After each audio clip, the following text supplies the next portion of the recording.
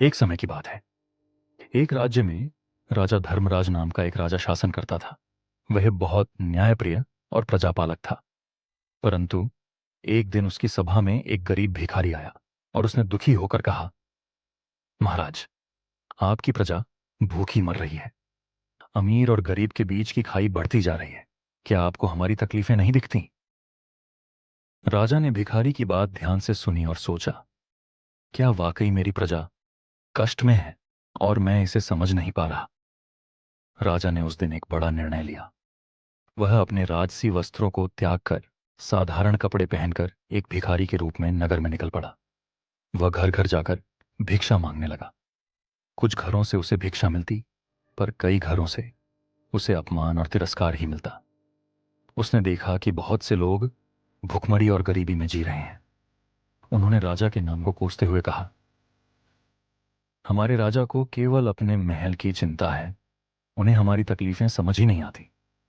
अगर कहानी अच्छा लगे तो मेरे चैनल को सब्सक्राइब जरूर करें और वीडियो लाइक करें। राजा का हृदय यह सब देखकर पसीज गया। वह अपने राजमहल लौट आया और उसने तुरंत दरबार में सभा बुलाई।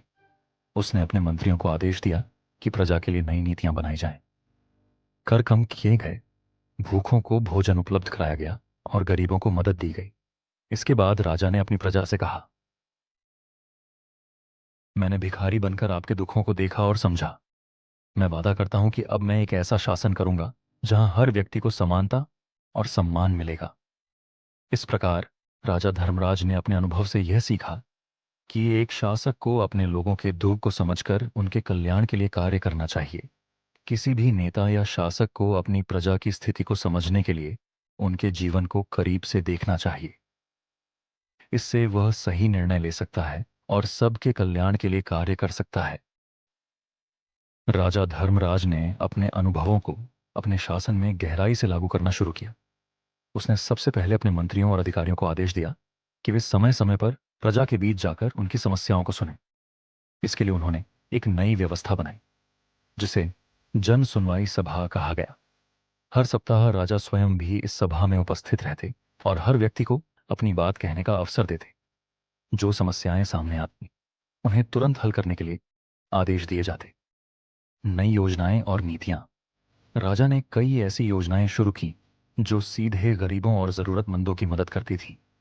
भोजन वितरण योजना। राज्य के हर गांव और नगर में भोजन के लिए केंद्र स्थापित किए गए जहां भूखे लोगों को मुफ्त भोजन दिया जाता था। श्रमिक सहायता कार्यक्रम। जो लोग बेरोजगार थे उनके लिए कार्य के अवसर प्रदान किए गए। राजा ने सड़कों, नहरों और स्कूलों के निर्माण का आदेश दिया जिससे लोगों को काम और मजदूरी मिली। शिक्षा और स्वास्थ्य सेवा। राजा ने गरीब बच्चों की मुफ्त शिक्षा और सभी के लिए मुफ्त स्वास्थ्य सेवा की शुरुआत की। कर्ज माफी। जो किसान कर्ज में डूबे थे उनका कर्ज माफ कर दिया गया और उन्हें खेती के लिए मदद दी गई। प्रजा का प्यार और आदर। धीरे धीरे राज्य में खुशहाली लौट आई। जो लोग कभी राजा को कोसते थे वे अब उसकी प्रशंसा करते नहीं थकते थे। हर व्यक्ति राजा धर्मराज के प्रयासों की सराहना करता था। राजा ने यह भी सुनिश्चित किया कि वह हमेशा अपने भिक्षा मांगने वाले अनुभव को याद रखे ताकि वह कभी प्रजा के दर्द को भूल न जाए। अंत में राजा ने अपने शासनकाल को सेवा और न्याय का प्रतीक बना दिया। उनकी कहानी इतिहास में एक ऐसे राजा के रूप में दर्ज हो गई जिसने अपने प्रजा के दुख को समझने के लिए अपना राजसी जीवन त्याग कर भिक्षा मांगी और एक सच्चे शासक के रूप में उभरा। अगर कहानी अच्छा लगे तो मेरे चैनल को सब्सक्राइब जरूर करें और वीडियो लाइक करें। एक सच्चे नेता को अपने लोगों के साथ जमीन पर खड़े होकर उनकी समस्याओं को समझना चाहिए। दया, सेवा और न्याय से ही समाज में खुशहाली लाई जा सकती है। कभी भी दूसरों के कष्ट को नजरअंदाज न करें, उनकी मदद के लिए हर संभव प्रयास करें। इस तरह राजा धर्मराज का राज्य दूसरों के लिए प्रेरणा बन गया। राजा धर्मराज के नेक इरादे और सुधारों ने पूरे राज्य को एक नई दिशा दी। लोग न केवल राजा के प्रति कृतज्ञ थे बल्कि उन्होंने अपने जीवन में भी सुधार करना शुरू किया। जब लोगों ने देखा कि राजा ने अपने जीवन का आराम त्याग कर उनकी भलाई के लिए काम किया तो वे भी प्रेरित हुए। गांवों और नगरों में लोग एक दूसरे की मदद करने लगे। अमीर वर्ग ने गरीबों के लिए अपने संसाधन साझा करना शुरू किया। समाज में एकता और भाईचारे की भावना बढ़ने लगी। एक दिन राजा ने अपनी प्रजा को संबोधित करते हुए कहा, यह राज्य केवल मेरा नहीं, बल्कि हम सबका है। जब तक हम सब मिलकर इसे सशक्त नहीं बनाएंगे, तब तक यह प्रगति नहीं करेगा। याद रखें, दूसरों की सेवा ही सच्ची पूजा है। हमें केवल अपने लिए नहीं, बल्कि समाज के हर व्यक्ति के लिए सोचना होगा। राजा के इस संदेश ने प्रजा के दिलों को छू लिया। सभी ने यह संकल्प लिया कि वे राजा की इस नई दृष्टि को आगे बढ़ाने में योगदान देंगे।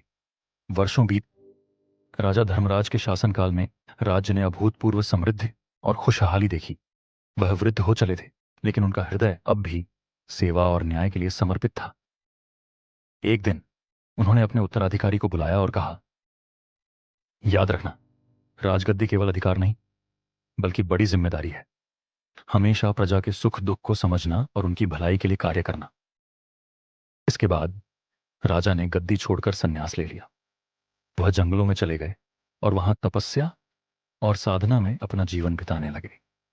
उनके जाने के बाद राजा धर्मराज की प्रेरणा से राज्य में कई वर्षों तक शांति और समृद्धि बनी रही। उनके उत्तराधिकारी ने उनके आदर्शों का पालन किया और राज्य को आगे बढ़ाया।